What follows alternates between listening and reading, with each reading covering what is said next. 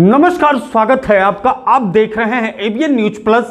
आपके साथ मैं हूं ज्ञानेंद्र पांडे ज्ञानी। आज उत्तर प्रदेश के मुख्यमंत्री योगी आदित्यनाथ जनपद अंबेडकर नगर के कटेहरी विधानसभा क्षेत्र अंतर्गत हीड़ी पकड़िया में पहुंच करके 2017 का लगातार जिक्र करते रहे कि 2017 के पहले किस तरह से विकास हो रहा था, किस तरह से सरकार चल रहा था और किस तरह से अराजकता था, गुंडागर्दी था, किस तरह से शिक्षा का माहौल था, रोजगार हर तरह से कुरेदते हुए उन्होंने कहा कि गुंडों की सरकार चलती थी। 2017 के पहले जितना बड़ा गुंडा होता था उतना बड़ा उसको वहदा मिलता था मंत्रालय में। और इस तरह से कहते हुए उन्होंने कहा कि वर्तमान समय में गुंडे या तो जेल में हैं या तो यमलोक में हैं। जो गुंडे छुपे हुए हैं, जो बचे हुए हैं, वो अपना रास्ता जानते हैं, अपना जगह जानते हैं। इस तरह से आज काफी आक्रामक रूप में दिख रहे थे योगी आदित्यनाथ। उन्होंने शिक्षा से लेकर के रोजगार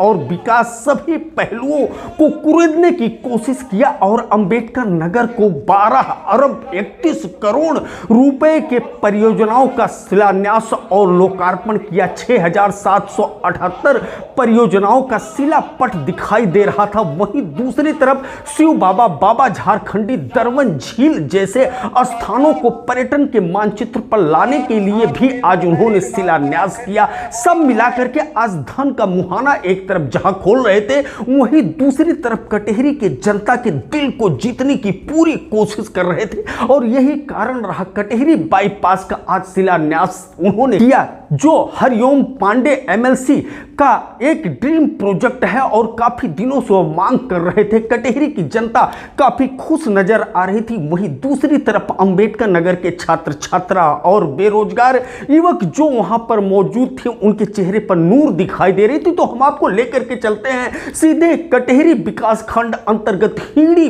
पकड़िया गांव की तरफ, जहां पर मुख्यमंत्री योगी आदित्यनाथ पहुंच चुके और सिर्फ आपको एबीएन न्यूज प्लस पर पूरा भाषण उनका सुनने को मिलेगा। तो सुनिए और लुत्फ लीजिए और जानने की कोशिश करिए कि किस तरह से आज योगी आदित्यनाथ आक्रामक रुख अख्तियार करते हुए एक तरफ जहां समाजवादी पार्टी पर हमला बोला, वहीं दूसरी तरफ अपने सरकार का बखान करते हुए किस तरह से कटेहरी और अंबेडकर नगर की जनता के लिए ढेर सारे परियोजनाओं को सौगात के रूप में भेंट किया। आज आपके इस कटेहरी विधानसभा क्षेत्र में हो रहा है, इसके लिए मैं आप सबको हृदय से बधाई देता हूं, आप सबका अभिनंदन करता हूं। बहनों और भाइयों, कल गणेश चतुर्थी का पावन अवसर था। गणेश उत्सव के कार्यक्रम हर्षोल्लास के साथ पूरे देश के अंदर मनाए जा रहे हैं और हमारे अंबेडकर नगर जनपद को गणेश उत्सव के अवसर पर अगर यह 1231 करोड़ रुपए की परियोजनाओं की सौगात मिल रही है, तो इससे अच्छा गणपति की आराधना और क्या हो सकती है। ये धरती ऋषि मुनियों की धरती है, अयोध्या प्रांत की धरती है, महात्मा श्रवण की, मातृ और पितृभक्ति की धरती है। अनेक सिद्धों, संतों, ऋषियों ने अपनी पवित्र साधना से इस धरती को पवित्र किया। तो भारत माता की तमाम सपूतों ने भी भारत की सीमाओं की रक्षा करते हुए देश की आजादी के आंदोलन में और आजादी के उपरांत में भी अपना सर्वस्व बलिदान भारत के लिए किया, भारत की माटी के लिए किया। यह कर्म साधना की धरती है, श्रम साधना की धरती है और इसीलिए तो यहाँ का अन्नदाता किसान भी अपनी मेहनत से देश के विकास में अपना योगदान दे रहा है। बहनों और भाइयों, ऐसी पावन धरा को कोटि कोटि नमन करते हुए आप सभी उपस्थित बहनों और भाइयों का और अम्बेडकर नगर वासियों को बधाई देते हुए अपनी मैं इस अवसर पर अभिनंदन करता हूं, स्वागत करता हूं। बहनों और भाइयों, ये विकास की परियोजनाएं आज जो आपको प्राप्त हो रहे इतनी आसानी के साथ, आज जो सुरक्षा का वातावरण है, आज जो विकास गांव गांव तक पहुंचने के साथ जुड़ रहा है, क्या ये 2017 के पहले भी संभव था क्या? बहनों और भाइयों, 2017 के पहले का उत्तर प्रदेश आप सबसे किसी से भी अछूता नहीं है कि क्या उत्तर प्रदेश के अंदर था, क्या उत्तर प्रदेश के अंदर होता था 2017 के पहले। यही उत्तर प्रदेश है जहां पर हर जिले में समाजवादी पार्टी और कांग्रेस के नेतृत्व में बनने वाले माफियाओं की समानांतर सरकारें चलती थी। ये अम्बेडकर नगर में भी चलती थी। याद करिए, हिंदू जागरण मंच के अध्यक्ष, टाटा जनपद के ही निवासी, हमारे एक प्रमुख कार्यकर्ता की हत्या यहां होती है और कोई सुनवाई नहीं होती, कोई सुनवाई नहीं हो रही थी। तब भी मुझे आंदोलन करने के लिए अम्बेडकर नगर जनपद में आना पड़ा था। तब भी हम लोगों ने आंदोलन किया था माफिया के खिलाफ और समाजवादी पार्टी की सरकार की अराजकता के खिलाफ। कौन ऐसा जिला था, चाहे वह अम्बेडकर नगर जिला रहा हो, अयोध्या रहा हो, मऊ, आजमगढ़, गाजीपुर, प्रयागराज, प्रतापगढ़, सुल्तानपुर, कोई जिला ऐसा नहीं था जहां पर कोई न कोई बड़ा माफिया समानांतर सरकार चला करके आम जनता की आवाज को दबाता था, गरीबों की आवाज को दबाता था, पिछड़ों की आवाज को दबाता था और दलित वंचित योजनाओं से भी वंचित रहते थे और सरकारें अपनी मौज मस्ती करती थी। उनको इससे कोई मतलब नहीं था, उनकी सरकार रहनी चाहिए, बाकी जाए भाड़ में, यही करते थे वे लोग। लेकिन 17 के बाद एक एक करके माफिया कहां चले गए ये भी आप सब जान रहे हैं। माफियाओं की छुट्टी हो गई, माफिया मुक्त उत्तर प्रदेश हो गया। जो लोग पर्व और त्योहार में विघ्न बाधा डालते थे, विघ्न बाधा समाप्त हुई। अब पर्व और त्योहार शांतिपूर्ण तरीके से मनाए जा रहे हैं। बेटी और व्यापारी की सुरक्षा पर जो खतरा पैदा करते थे वे सभी गायब हो गए और जो बचे हैं वे भी अपनी अंतिम यात्रा की तैयारी कर रहे होंगे। बहनों और भाइयों, मैं तो केवल आपसे कहने के लिए आया हूं, मैं केवल आपसे कहने के लिए आया हूं कि राज जलती हुई बेटी के साथ किस प्रकार का व्यवहार होता था और किस प्रकार के वक्तव्य आते थे इस समय के मंत्रियों के, किस प्रकार के बेशर्मीपूर्ण वक्तव्य देते थे समाजवादी पार्टी के नेता। बहनों और भाइयों, ये किसी से छुपा हुआ नहीं है और इसीलिए मैं आज आपसे कहने के लिए आया हूं, एक बेटी तो सबकी बेटी होती है। उस बेटी का सम्मान और उसकी रक्षा पूरे समाज का दायित्व बनता है। लेकिन ये समाजवादी पार्टी इसका महत्व कहां समझ पाएगी। यहां तो गुंडों की भरपूर फौज खड़ी थी, उनको लेकर के लोग चलते थे, उनको अपना शागिर्द मानते थे। जो जितना बड़ा गुंडा और माफिया होता था, समाजवादी पार्टी में उतना बड़ा ओहदा उसको दे दिया जाता था और समाजवादी पार्टी के लोग इसी में गौरव से बोलते थे कि देखिए ये गुंडा हमारा इस जिले को संभालेगा। उनको नहीं पता था कि जनता गड़ाई लेगी, एक गुंडे और माफिया एक एक करके यमलोक की यात्रा के लिए प्रस्थान कर जाएंगे और जनता जनार्दन के पास अन्याय का हिसाब चुकता होगा। याद करिए 17 के पहले, याद करिए 17 के पहले पुलिस पहले भागती थी, पीछे पीछे गुंडे दौड़ाते थे। आज 17 के बाद उल्टा हो गया है। अब गुंडा और माफिया भाग रहा है, पुलिस उसको दौड़ा रही है, और अगर उसने कहीं कोई गुस्सा किया तो फिर वहीं पे राम नाम सत्य है, यह भी तय हो जाता है। बहनों और भाइयों, सरकार चलाने के लिए जज्बा चाहिए, सरकार चलाने के लिए दिल भी चाहिए और दिमाग भी चाहिए। सत्ता वरासत में मिल सकती है, बुद्धि वरासत में नहीं मिलती है,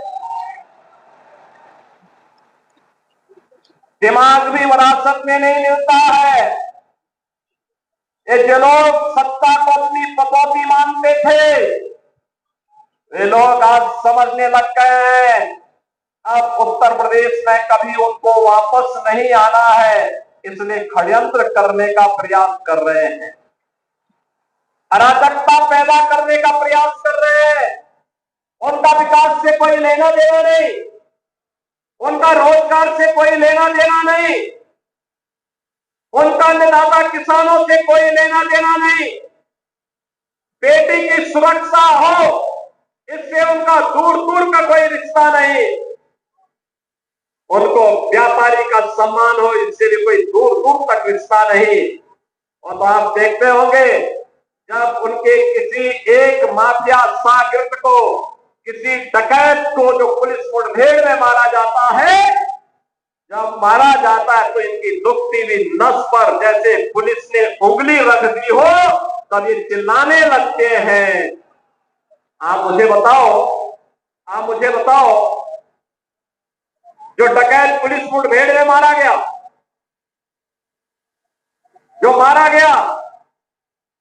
अगर वह डकैत जैसे हथियारों का प्रदर्शन करते हुए डकैती डाल रहा है, वहां ग्राहक भी बैठे हैं, ग्राहकों को खड़ा करके एक तरफ करके अगर गोली मार देता तो क्या उनकी जान को ये समाजवादी पार्टी वापस कर पाती क्या? और वो किसी भी जाति के हो सकते थे। ग्राहक वो यादव भी हो सकता था, दलित भी हो सकता था, किसी भी जाति का हो सकता था, क्योंकि किसी को बेटी की शादी करनी होती है, किसी को कोई विदाई में कोई जेवर देना होता है। जेवर की परंपरा हमारे इतिहास का एक महत्वपूर्ण कार्यक्रम हिस्सा है, मांगलिक और एक शुभ कर्म का हिस्सा माना जाता है। और अगर जेवर खरीदने के लिए किसी शराब और किसी सुनार के घर में व्यवसायिक प्रतिष्ठान में कोई ग्राहक गया है और उस ग्राहक के साथ लूट हो, उस व्यापारी के साथ सरेआम लूट हो, डकैती डाल करके करोड़ों रुपए की डकैती डाल दी जाए, अगर डकैत हत्या करके भाग गया और पुलिस के पास सुराग नहीं मिलती तो यही लोग बोलते देखिए साहब अराजकता है। और अगर पुलिस ने पकड़ लिया, कार्रवाई कर दी और फिर मुठभेड़ में, आपसी मुठभेड़ में डकैत मारा जा रहा है, तो समाजवादी पार्टी को बुरा लग रहा है, कह रहे साहब ये नहीं होना चाहिए था। तो क्या होना चाहिए था? पूछना चाहिए, थोड़ा पूछिए इन लोगों से क्या होना चाहिए था। क्या एक निषाद बेटी के साथ जो इन्होंने अयोध्या में, क्या समाजवादी पार्टी के नेता ने, क्या ये ठीक था? क्या एक निषाद बेटी की इज्जत के साथ खिलवाड़ समाजवादी पार्टी के लोग करते हैं? हमारा मंत्री डॉक्टर संजय निषाद वहां जाकर के उस बेटी की हालत देख करके रो पड़ा था और कह रहा था ये है निषादों के साथ समाजवादी पार्टी का क्यों। लेकिन ये बेशरम लोग हैं, तब भी उस अपराधी के खिलाफ कार्रवाई हो, इसके लिए समाजवादी पार्टी तैयार नहीं थी। उनके लोग तब भी बचाव कर रहे थे, कह रहे थे कि नहीं ये तो निर्दोष है। अरे निर्दोष क्या है? सब कुछ तो उसका प्रमाणित हो चुका है और उसके बाद भी निर्दोष बोलते हैं उसको। कन्नौज में जो किया इनके नेताओं ने एक नाबालिग बेटी के साथ, और उसके बाद भी उसका बचाव कर रहे हैं, क्या ये सही था क्या जो कन्नौज में इनके नेता कर रहे थे? क्या ये सच सही था क्या? आज तो प्रमाणित हो चुका है इनके कृत्य क्या है। बहनों और भाइयों, यही समाजवादी पार्टी की वास्तविक पहचान है, क्योंकि ये लोग जब से सत्ता में आए थे लगातार यही काम करते थे, व्यापारियों को लूटते थे, बेटियों की इज्जत के साथ खिलवाड़ करते थे, गरीबों की जमीनों पर कब्जा करते थे, दबंगई के बल पर गरीबों की जमीनों को कब्जा करते थे। याद करिए, जब मार्च 17 में सरकार बनी थी और सरकार बनते ही मैंने कहा था अगर किसी भूमाफिया ने किसी गरीब की, किसी व्यापारी की, किसी सरकारी जमीन पर कब्जा कर रखा है तो 24 घंटे के अंदर खाली कर दे। और मैं फिर कहूंगा कि अगर किसी माफिया ने किसी गरीब की, किसी किसान की, किसी अन्नदाता किसान की, किसी व्यापारी की जमीन पर कब्जा किया है वे कृपया एक बार खाली करते हैं। अगर खाली नहीं किया तो जो सीधी होगी उसको भी हम जब्त करके गरीब में बंटवाने का काम कर देंगे। मैं फिर कहूंगा, ये माफियागिरी किसी भी स्थिति में नहीं चलने दी जाएगी। कानून का राज हो, सबको सुरक्षा मिलेगी, सबको योजनाओं का लाभ मिलेगा। लेकिन अगर कोई कानून को ठेका दिखाने का काम करेगा तो उसका काम तमाम करने का काम भी सरकार करेगी और इसके लिए किसी भी हद तक जाकर के उसके दुस्साहस का जवाब देगी। और आज बहनों और भाइयों, यही कहने के लिए मैं आज आपके पास आया हूं। मैं इसीलिए आपके पास आया हूं। ये लोग जाति के नाम पर आपको भिड़ाने का काम करेंगे, आपस में लड़ाने का काम करेंगे। ये लोग अराजकता पैदा करवाने के लिए, आपके पर्व और त्योहारों में विघ्न और बाधा डलवाने के लिए, बेटी की सुरक्षा को सेंध लगाने के लिए, व्यापारी की सुरक्षा में सेंध लगाने के लिए, अन्नदाता किसानों को शोषण करने के लिए ये लोग किसी प्रकार से फिर से जाति के नाम पर लड़ाने का काम करेंगे। क्योंकि इनका पूरा इतिहास ही षड्यंत्रों का पेशेवर अपराधी और माफियाओं को अपना शागिर्द बनाते हैं, जमीनों पर कब्जा करते हैं। विकास से इनका कोई लेना देना नहीं, लोक कल्याण से कोई लेना देना नहीं, गरीबों को मिलने वाली योजनाओं का लाभ एक गरीब को बिना भेदभाव के मिले, इससे भी इनका कोई लेना देना नहीं। ये केवल और केवल पेशेवर अपराधी है और इन पेशेवर अपराधियों के साथ उतनी ही शक्ति से निपटने की तैयारी हमारी होनी चाहिए। और उसी के लिए आज मैं आपके पास आया हूं, आपसे कहने के लिए कि बहनों और भाइयों, इस समय है जब हम सबको एकजुट होकर के विकास की इस प्रक्रिया का हिस्सा बनना चाहिए। विकास की प्रक्रिया से ही हमारा वर्तमान और भविष्य सुरक्षित रहने वाला है। प्रधानमंत्री मोदी जी ने आजादी के अमृत महोत्सव वर्ष में यही संकल्प पूरे भारतवासियों को दिलाया है। संकल्प यही दिलाया कि देश, हम आज जब अपनी आजादी के 75 वर्ष पूरे किए हैं तब मोदी जी ने यही बात कही थी कि हर भारतीय नागरिक का दायित्व बनता है हम 25 वर्ष की एक व्यापक कार्य योजना को लेकर के आगे बढ़े। ये 25 वर्ष की कार्य योजना वो होनी चाहिए हमारी, जिस कार्य योजना के अंतर्गत 2047 में जब देश अपनी आजादी के 100 वर्ष पूरा करेगा तब हमें कैसा भारत चाहिए। तब बहनों और भाइयों, एक ऐसा भारत हो जो विकसित भारत हो, एक ऐसा भारत हो जो आत्मनिर्भर भारत हो, एक ऐसा भारत हो जो दुनिया को नेतृत्व प्रदान करने वाला भारत हो, दुनिया इसका पिछलक को बने, पूरी दुनिया जिसको फॉलो करे, इस प्रकार का भारत होना चाहिए। एक ऐसा भारत जहां पे हर युवा के कार्य को, हाथ को कार्य हो, जहां हर अन्नदाता किसान को उसकी उपज का अच्छा दाम मिले, जहां पर हर बेटी और हर व्यापारी सुरक्षित हो। ऐसा भारत हो जहां पर विकास के लिए पब्लिक को गुहार न लगाना पड़े, लोक कल्याणकारी योजनाओं के लिए किसी के घर तक जाने के लिए मजबूर न होना पड़े, स्वतः स्फूर्त भाव के साथ वैसे ही योजनाएं आपके घर तक पहुंचे जैसे आज विकास पहुंच रहा। जैसे आज पहुंच रहा है। बहनों और भाइयों, 2017 के पहले रसोई गैस का कनेक्शन नहीं मिलता था। आज कनेक्शन आपके घर घर पहुंच रहा है ना।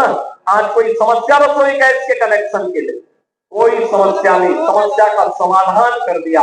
ये समाजवादी पार्टी और कांग्रेस के लोग क्या करते थे, ब्लैक करते थे। 25,000 30,000 रुपए में एक एक कनेक्शन बेचते थे। आज तो फ्री हो गया, सबको फ्री, सबको फ्री, बिजली का कनेक्शन फ्री, उज्ज्वला योजना का रसोई फ्री, रसोई गैस का सिलेंडर फ्री। और इसमें हमारी सरकार ने निर्णय किया, होली और दीपावली में उज्ज्वला योजना के कनेक्शन धारी को फ्री में हम एक एक भरा हुआ सिलेंडर उपलब्ध करवाएंगे। और ये तो हम करा रहे लगातार। अभी फिर दीपावली आने वाली है, दीपावली के अवसर पर फिर देंगे कि सिलेंडर भरा हुआ देंगे।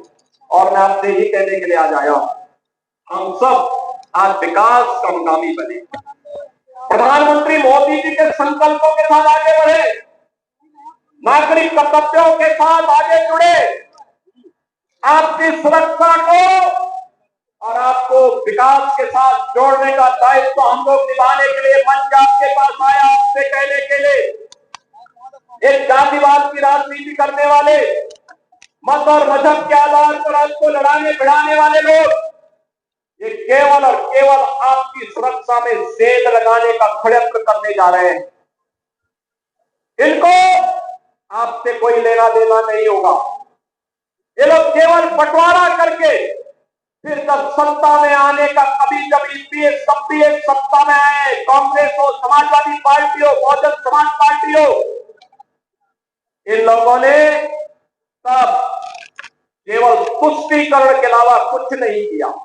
तुष्टीकरण की नीतियों पर चले, अराजकता फैलाए, पर्व और त्योहारों में विघ्न बाधाएं डलवाई, आपको कोई भी आयोजन नहीं करने देते थे, न होली, न दीपावली, न दशहरा, न दुर्गा पूजा, न नाग पंचमी, न कृष्ण जन्माष्टमी, न शिवरात्रि, कोई भी पर्व त्योहार आप शांतिपूर्ण तरीके से नहीं मना सकते थे। आज तो विकास जब आपके द्वारा आया है, बहनों और भाइयों, यह आज 1231 करोड़ की ये परियोजना है, जिसमें यहाँ की विकास की अनेक योजनाएं हैं। इन विकास की योजनाओं में आपके यहाँ सुरक्षा से भी जुड़े हुए मामले हैं।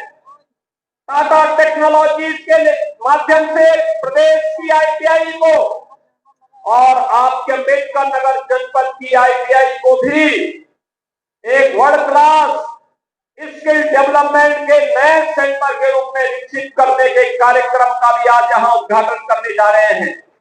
बहनों और भाइयों, जल जीवन मिशन की योजनाएं हो या फिर यहाँ की सड़कों का, इंजीनियरिंग कॉलेजेस का, या फिर बाबा जगरदेव धाम के पर्यटन विकास का हो, या फिर शिलान्यास की योजनाओं में जितने भी सड़कों के प्रस्ताव, बिजली से जुड़े हुए प्रस्ताव और शिव बाबा मंदिर और झारखंड बाबा मंदिर के पर्यटन विकास की योजनाएं जो हमारे पास आई थी, या बृहद गौ संरक्षण केंद्र से जुड़े हुए जो प्रस्ताव हमारे पास आए थे, इन सभी प्रस्तावों को भी इनके साथ जोड़ करके आज यहाँ पर श्रवण धाम में श्रवण घाट के निर्माण का कार्यक्रम है।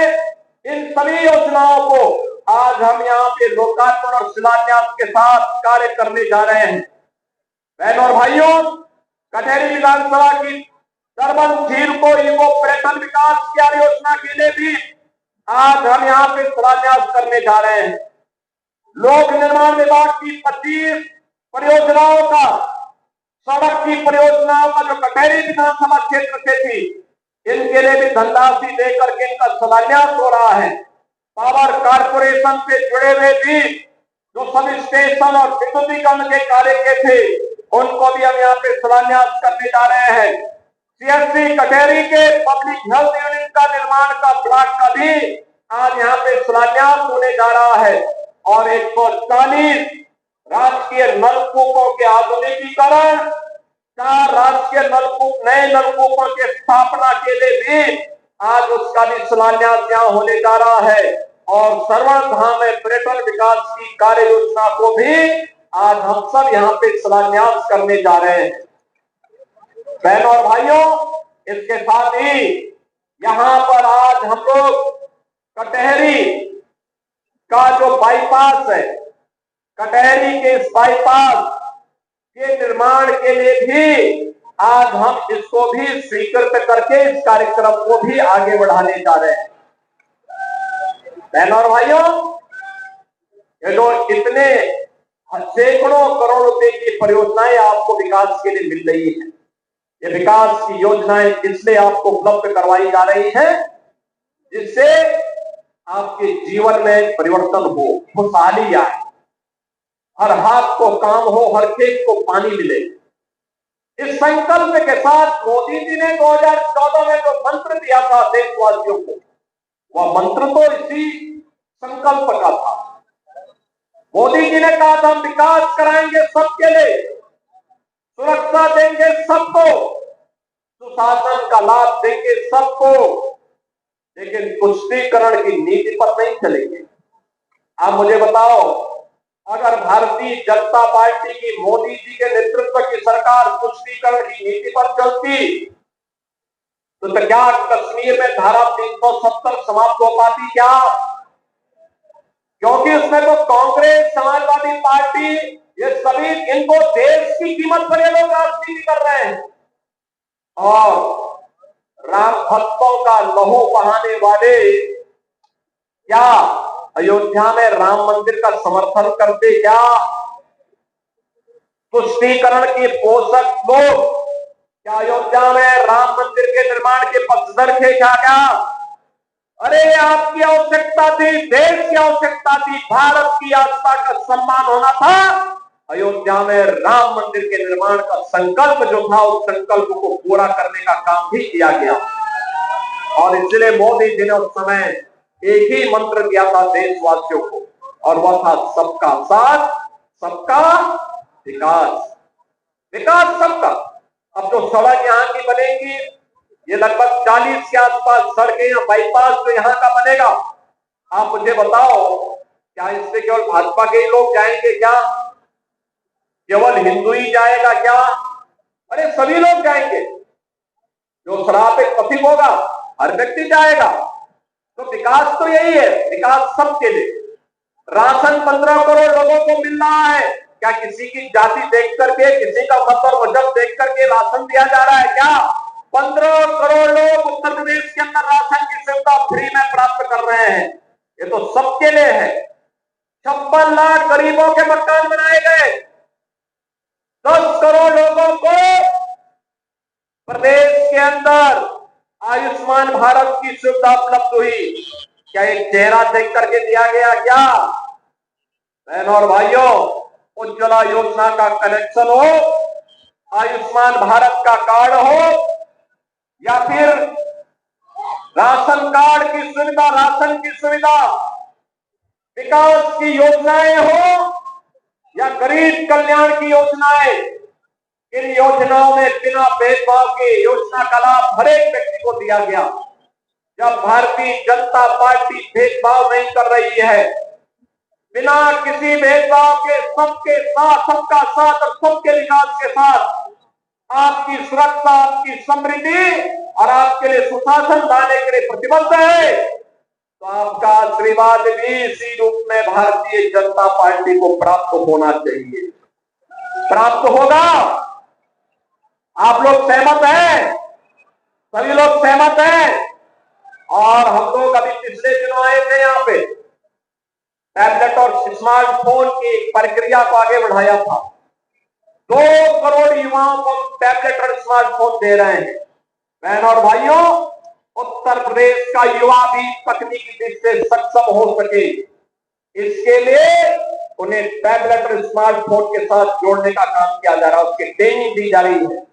केंद्र और राज्य सरकार की योजनाओं का लाभ उन्हें प्रदान किया जा रहा है।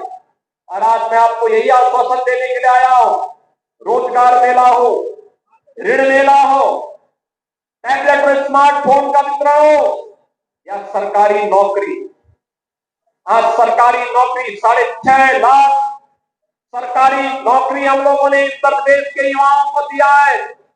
अभी पुलिस की भर्ती हुई, 60,200 से अधिक पुलिस की भर्ती की परीक्षा संपन्न हो गई।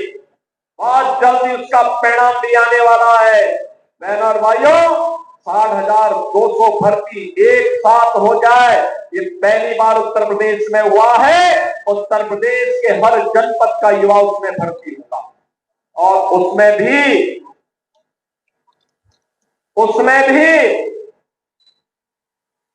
15,000 तो केवल बेटियां भर्ती होने वाली है। ये जो समाजवादी पार्टी के सौदे और चिंतन लोग जगह जगह बेटी की सुरक्षा के साथ खिलवाड़ कर रहे हैं ना, ये बेटियां जब भर्ती होगी, इनकी ट्रेनिंग पूरी होगी, ये जब अपनी यूनिफॉर्म में आएगी, इन गुंडों को सड़कों पर ही जूता चप्पल से इनकी पिटाई करके ये जिसके हकदार हैं वह उसका मरम्मत करने का काम भी, उसकी डेंटिंग पेंटिंग करने का काम भी करेंगे। और इसीलिए आज मैं आपसे कहने के लिए आया हूं, अब ये 60,200 भर्ती हम कर रहे हैं और जैसे भर्ती की प्रक्रिया पूरी होगी, 40,000 इसके बाद फिर भर्ती करने जा रहे हैं, पुलिस में ही भर्ती करने जा रहे हैं। उसमें भी 10,000 केवल बेटियां भर्ती होंगी। याद रखना, बेटियों को उसमें भी हम भर्ती करने जा रहे हैं। ऐसे ही अन्य भर्तियां भी निकलने जा रही है। अधीनस्थ सेवा चयन आयोग में परीक्षाएं कुछ की हो चुकी, कुछ होने जा रही है। अगले 6 महीने के अंदर 40,000 नौजवानों को नियुक्ति पत्र प्रदान करने जा रहे हैं। उत्तर प्रदेश का शिक्षा आयोग गठित हो चुका है। भर्ती की प्रक्रिया तेजी के साथ बेसिक, माध्यमिक, उच्च, तकनीकी और व्यावसायिक शिक्षा में हजारों भर्तियां इसमें भी आने जा रही हैं। जो मैंने कहा था ना कि अगले 2 वर्ष में 2 लाख भर्ती सरकारी नौकरियों में केवल हम लोग करने जा रहे हैं। मैं युवाओं का आह्वान करूंगा, तैयारी करिए। उत्तर प्रदेश में सरकारी नौकरी आपको मिलेगी। सरकारी नौकरी में रुचि नहीं, निजी क्षेत्र में रुचि है, तो निजी क्षेत्र में भी 40 लाख करोड़ रुपए का निवेश का प्रस्ताव आया है। इस 40 लाख निजी निवेश का प्रस्ताव का मतलब आप जानते हैं, 1.5 करोड़ नौजवानों को सीधे सीधे नौकरी, 1.5 करोड़ नौजवानों को। और अब तो हमारी सरकार ने एक और निर्णय लिया है, हमारा युवा अगर अपना स्वयं का उद्यम लगाना चाहता है, कोई स्टार्टअप स्थापित करना चाहता है, 5 लाख रुपए का लोन ब्याज मुक्त होगा। जितना भी ब्याज आएगा सब सरकार चुकाएगी और युवा अपना उद्योग लगाएगा। पहले चरण में 5 लाख, दूसरे चरण में 10 लाख। जितने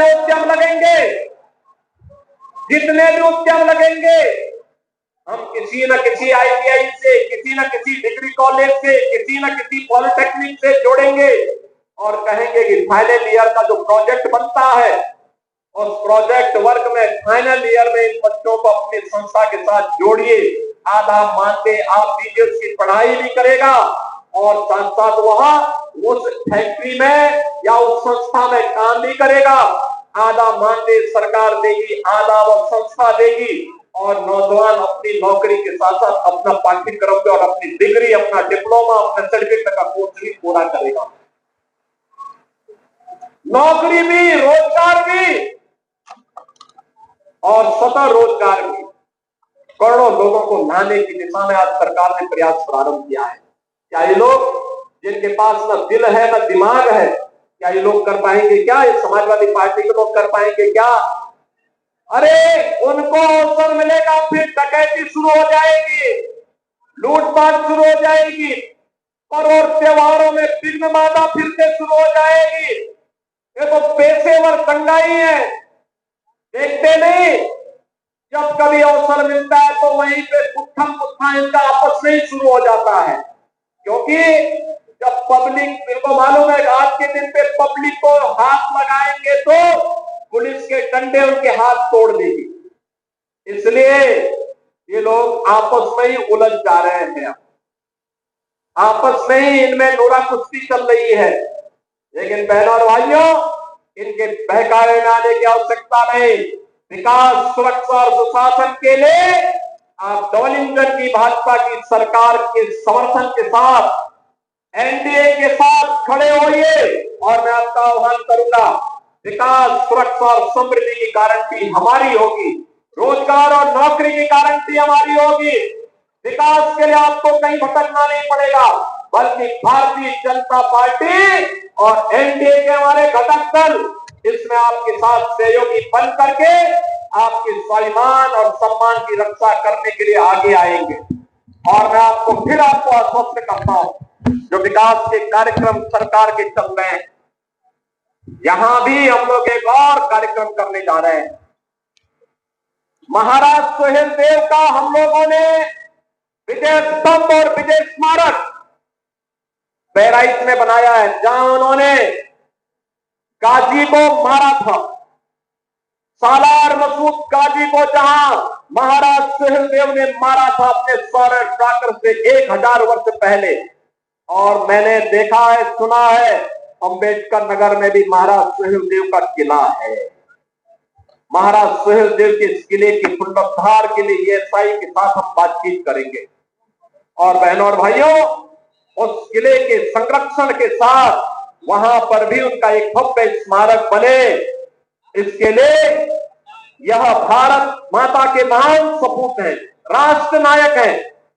उनका सौर ट्राकर में ऐसा था कि इन्होंने जब एक बार सालार मसूद को मारा, 150 वर्षों तक भारत पर कोई विदेशी आक्रांता हमला करने की जरूरत नहीं महसूस कर पाया था।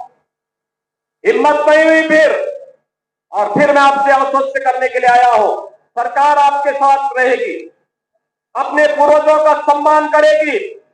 महाराज सुहेल देव हो या फिर भगवान राम के प्रिय सखा निषाद राज की स्मृतियों को जीवंत बनाए रखने का कार्यक्रम सरकार लगातार इन कार्यक्रमों को आगे लेकर के चलेगी।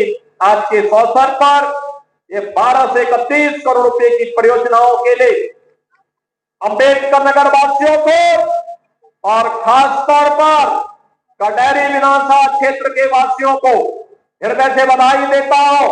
आप सबको अपनी शुभकामनाएं देता हूं और विश्वास व्यक्त करता हूं कि आप सभी लोग गणेश उत्सव के अवसर पर प्राप्ति योजना का लाभ आने वाले समय में ले पाएंगे और विकास और सुशासन के लिए डबल इंजन की सरकार के साथ सदैव खड़े होकर के वर्तमान और भविष्य को उज्जवल बनाने में अपना योगदान देंगे।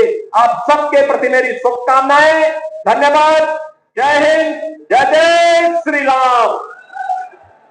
जय जय श्री राम। बहुत बहुत धन्यवाद माननीय आप